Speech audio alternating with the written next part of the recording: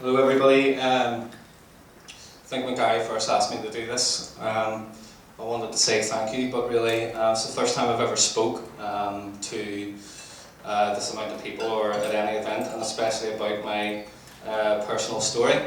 So basically tonight these are all going to be my guinea pigs, and hopefully if you're still here in 10 or 15 minutes, you'll hope that I did well. So I'm just going to start back at the very beginning. When I was born, I actually shout a lot about Northern Ireland and how much I love the country, and I'm very passionate about living here in Northern Ireland, but I was actually born in England. My mum took herself over to England to find work, and there she met my dad. So probably after, I think it was about 2 years, they split up, and my mum then sort of came back to Northern Ireland, and she had probably quite a few men in and out of our lives at that time, and I was never really to see my dad again then. So she eventually settled with a man, and things were sort of okay, and when she got married, then it all kind of started to turn a bit pear-shaped for me. He was physically abusive to me, he was verbally abusive, mentally abusive. I still never really found out why, or know to this day. Some of the things that may have happened, or did happen should I say, would have been bounced off the walls, trailed up and down the stairs. I had a chair thrown at me which had me hospitalised. I had stitches, I had my head put through the window. I was bounced off a wardrobe. In fact, this is the only time my mum ever intervened.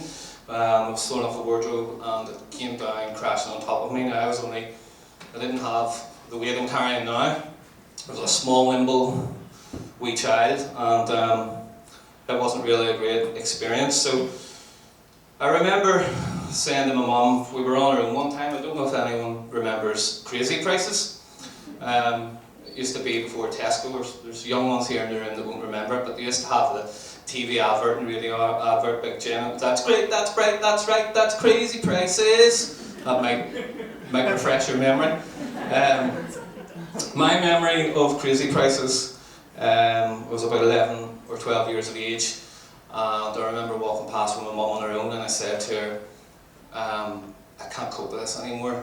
You know, what can we do to solve this problem? You know, how can we, you know, I just didn't know. I couldn't go to my family. We're talking 30 years ago. I didn't believe for 1 second that a member of my family would ever believe that these things were happening. And I'll never forget the words she said to me. She says, Aaron, one day you'll grow up and leave me. He won't. So from that minute, I knew at 12 years of age that I was on my own. I didn't really have a great friend group because I wasn't allowed out. I was locked up in my room when I came home from school. And I didn't really want to tell any small friends that I had at that time anyway, because I was ashamed and I was embarrassed, and yeah, it was quite a lonely time.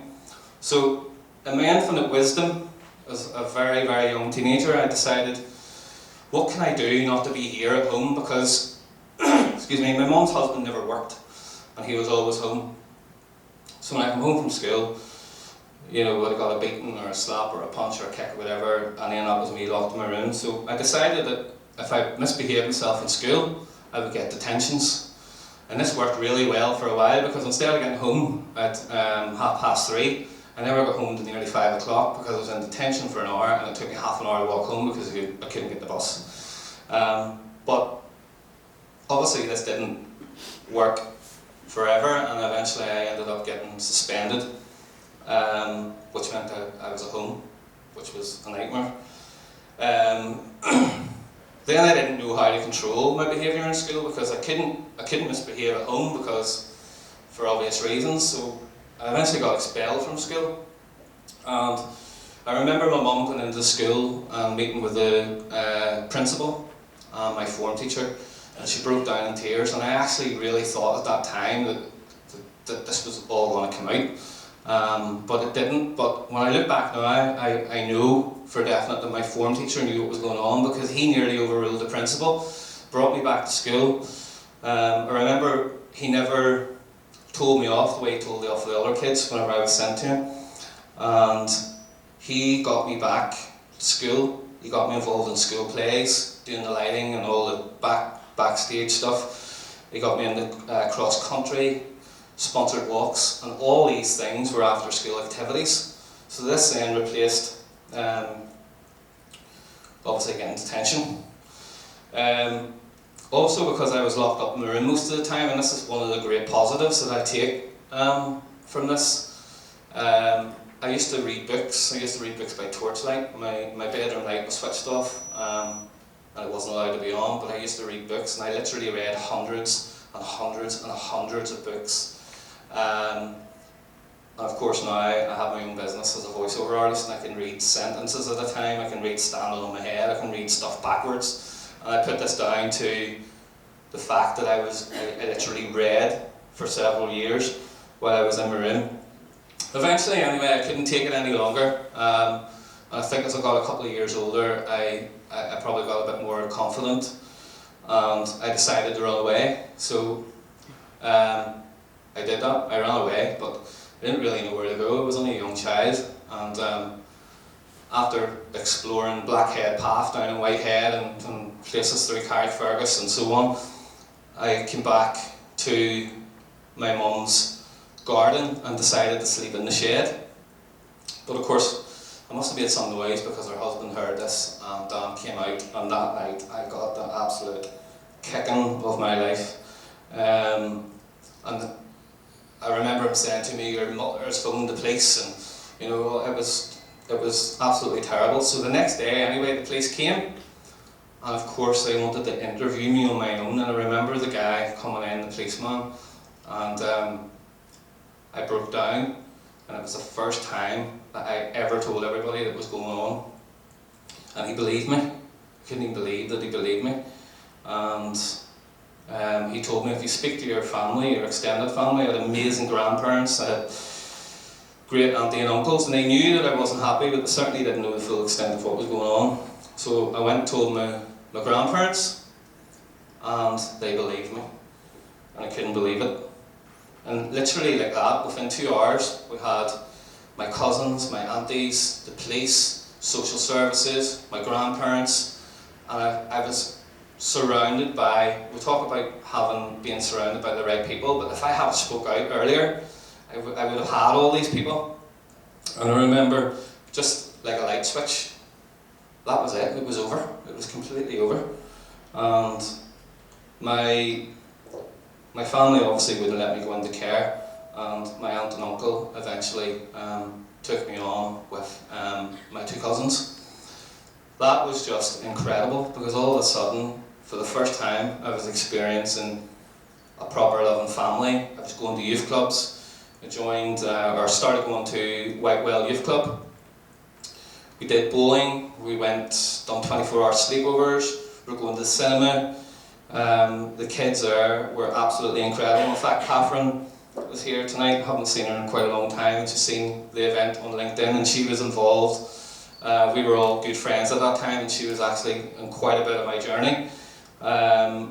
So these kids were incredible. I even got a nickname. I remember thinking, wow, you know, I've been locked up in my room for all these years, I've been beaten, I've been this, and now I have a nickname. I used to have a double quiff, not anymore. Proceeded. And I was called Quiff. And I still get called Quifter by some of the guys from this group, because we're still friends. In fact, I still speak to some of them every day, or most days. So that was it. Nothing was going to stop me now. I had incredible friends. I started working in a call centre within 6 months, literally. Most of the call centre knew who I was. I wasn't the shy, quiet, introverted, lonely, miserable person. All of a sudden I knew I had a personality. Met great friends there. Got a visa for a year for Australia. We took off to Australia. Left a trail of destruction there. I'm just really buzzing, absolutely buzzing. Life was amazing, and I really use this platform of what happened in my childhood, you know, I don't mean that nothing gets me down, because of course we all get down, but I conquered a monster as a child, and I literally did it on my own. So I do find that definitely, my wife would even say this, that there's very little that would faze me. So I came back from Australia, and I'm going to make this very quick. I came back from Australia, and what I wanted to say actually was as well, when I was working in that call centre, I met my wife, but after a couple of months she dumped me, and I never seen her again for a lot of years. When I came back from Australia, I met another girl, and very quickly she fell pregnant. Right bang in the middle of it, I had I think she was about 3 months pregnant. I had really bad pains in my stomach, really bad pains in my groin, and I went to hospital, the doctors, and they just told me it was a cyst, and they would only remove it if it was growing.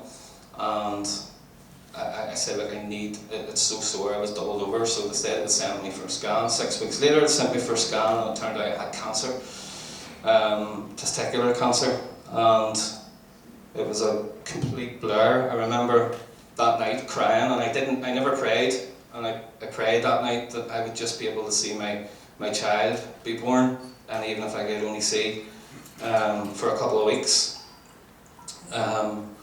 He's nearly 17 now, so my prayer definitely came true. That was one of the hardest experiences ever. Thankfully, I've been clear now probably about 15, 16 years. And something that I take away from that, the 3 guys that were in the room with me, there was 4 of us in the room, all 3 of them are dead. And that blows my mind. Even, you know, I don't talk about a lot of what I spoke about already, but those 3 guys, I remember, it's something I would mention a lot. They no longer have an opportunity to live their life. And that really installed a never give up attitude in me, and never lose hope, never let people put you off. And this sounds like EastEnders couldn't write this script. Straight after that, my brother died very suddenly. He drowned. He had epileptic seizures, and he took a bath, and he drowned. It was mind-blowing, absolutely mind-blowing. Something probably, I would say that it's very hard to draw any resilience from that, or very hard to take a positive from it. It just shows that tomorrow is promised to no one. But it does, I do often think, my brother, he was very driven, and there were so many things he wanted to do, and he can't do that now, and I often think, well, I can, so I try to make sure that I do. My stepdaughter's here this evening. She's probably going to cringe at this little bit of resilience, but my relationship obviously with my 2 kids, mother didn't last, but just one of those things. But I have a fantastic relationship with my kids. So, but I was probably single about a year, and I remember bumping into my now wife Justine a couple of times that week, and I remember thinking, flip, I would just love to meet her again. So I sent her a wee message on Bebo. Used to give her 3 hearts.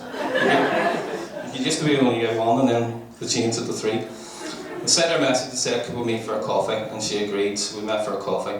And then I asked her, could we go out on a date? And she just wasn't sure.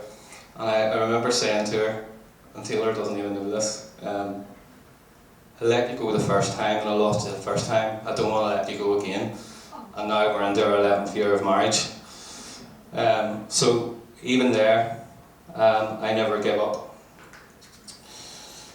One thing that I never mentioned was, while I was going through everything with as a young child, I remember thinking, I would like to find my dad. I wonder what. I know I've been told stories, but I remember as I got a wee bit older, some of my uncles and even my granda, who was my absolute hero, told me that he was actually a good man. And I tried for about 4 or 5 years to find him, National Missing Persons, Library, everything you could do, and I just couldn't find him.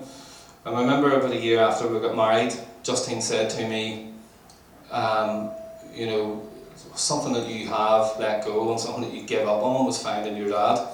Why don't you try? And you know, I always said, I tried for years, I wasted so much time, and why has he not tried to find me? So we went for it anyway, and we tried, and within 1 week, we actually found him. Unfortunately, it was his death certificate we'd found, and he'd just died the previous September. And so we didn't really know what to do, but we thought we'll try and contact his family. And we did. We got hold of his brother. And fairy tale story, absolutely phenomenal family. We see them all the time. They come to us. They live in England now, but they come over to us. We go to them. It's a constant trip to and from Newcastle upon Tyne. And I even remember they all came over, and we were out my back. They all came over from England. It was all my dad's family. It was all my mum's side of the family. It was my wife's family, and it was also our little family, our kids. And I remember thinking, if I had to give up when I was young, look at all this humongous family I have. It was absolutely extraordinary, because when I was young, I didn't feel like I had anyone. And we put up with my family from England, my dad's side. They stayed in tents out the back, they stayed in the garage, they slept in the living room, they slept in the landing, they were everywhere. And it really was an extraordinary turnaround. Just wanted to mention very quickly, just before I close, about even in my business life. It's slightly different when you want to try and be yourself. I used to be maybe scared of other people, maybe putting other people off. And Chris and Henry, I've known for Chris Henry from Creative 3, Henry's going to speak tonight. They've been in my life for a number of years now, and they've been the most inspirational, incredible as people. They're just amazing. And Henry, I remember saying to me, Aaron, we'll sort out your website, we'll sort out this, you don't worry, you tell us what you need done, we'll get it done, and we've done everything. And he says to me as well, you need to get onto LinkedIn. And I said, Henry, I've been on LinkedIn for 5 years, a pile of tosh. What do I want to go on that for? And I went on to it. Maybe some of you know that. LinkedIn. LinkedIn, I don't even know why I'm looking at this because it's not written down. LinkedIn completely, totally changed everything. I remember obviously being nervous about putting posts out and doing this and doing that. And I went to, I was never keen on going to networking events, and Henry made me go. He dragged me to The Greatest Showman that Gavin Moore put on. And I remember coming out thinking, yeah, you can do what you want. You can let people know what you do. Don't worry about what other people think. Be yourself and tell the world. So I literally did that. And it's been incredible. And I think we've said before, you know, you need to have great people around you, and it gives you such great encouragement and makes you feel stronger. So I'm just going to close now. I just wanted to close with, you know, just recently, you know, when my brother died, my brother's dead now, 13 years, and I've never been able to take anything positive from it, ever. He was 22, he was too young, he had his whole life ahead of him, and, you know, recently my oldest son, he's nearly 17, he's like my brother was very tall, and my son now has got very tall. My brother had fair hair, and my son has fair hair. My brother went through a terrible stage of spots, and my son is going through that too. My brother was also really incredibly passionate and really desperate to join the Royal Navy, but his medical background wouldn't let him. And 2 weeks ago, as well, my son's been very incredibly, randomly passionate about joining the Royal Navy. And for me, that's a little positive and a little bit of light at the end of the tunnel that I can kind of take in a roundabout way from the death of my brother. This has been one of the most incredible, scariest things I've ever done. Thank you so much for listening, and thank you, Gary. Cheers.